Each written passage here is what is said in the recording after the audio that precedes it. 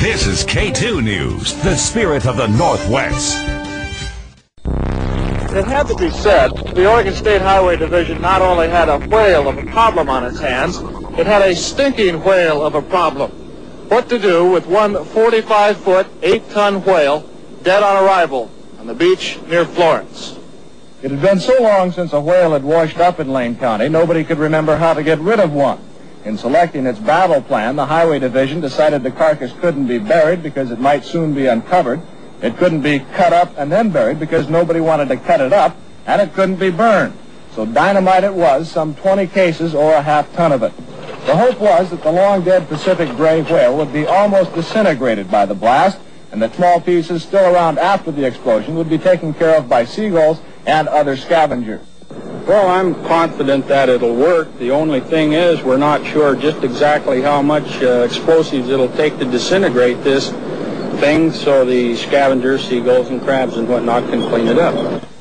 The dynamite was buried primarily on the leeward side of the big mammal, so as most of the remains would be blown toward the sea.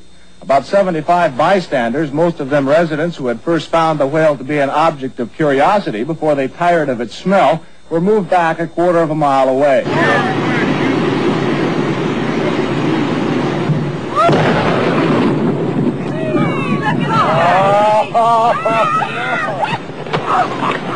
All right, Fred, you can take your hands out of your ears. Here comes pieces of mine.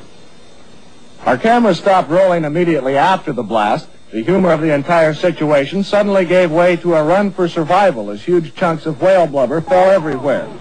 A parked car over a quarter of a mile from the blast site was the target of one large chunk.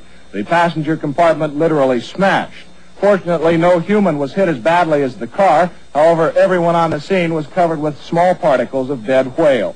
As darkness began to set in, the highway crews were back on the beach burying the remains, including a large piece of the carcass which never left the blast site.